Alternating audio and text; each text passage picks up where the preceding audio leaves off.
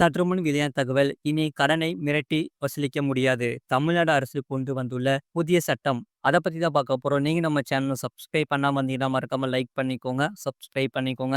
மற்றவர்களுக்கு தெரியப்படுத்தவும் ஷேர் பண்ணுங்க.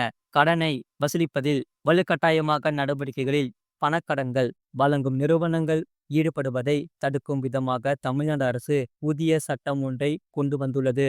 சட்டப்பேரவையில் தமிழக துணை முதலமைச்சர் உதயநிதி ஸ்டாலின் பணக்கடன்கள் வழங்குபவர்கள் சட்டத்தை திருத்தம் செய்யும் சட்டம் முன் வடிவை தாக்கல் செய்துள்ளார். இதில் கடனை பெறுவதற்கான நெறிமுறைகள் கொண்டு வரப்பட்டுள்ளன.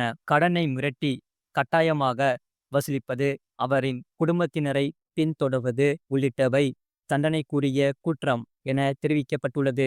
தமிழ்நாட்டில் மக்கள் பல தேவைகளுக்கான கடன் வாங்கி வருகின்றனர். தனிநபர் கடன், வீட்டுக்கடன், வாகனக் கடன் உள்ளிட்ட பல கடன்களை பெற்று வருகின்றனர். மேலும் கிரெடிட் கார்டு மற்றும் சுய உதவி குழுக்கள் வாயிலாக கடன் பெறுவது அதிகரித்துள்ளது.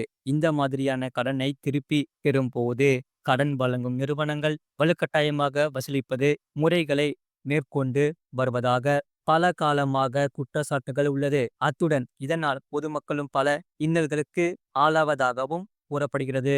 முழு வீடியோ லிங்க் கீழே இருக்கு. கிளிக் பண்ணி பாருங்க. மறக்காம லைக் பண்ணிக்கோங்க.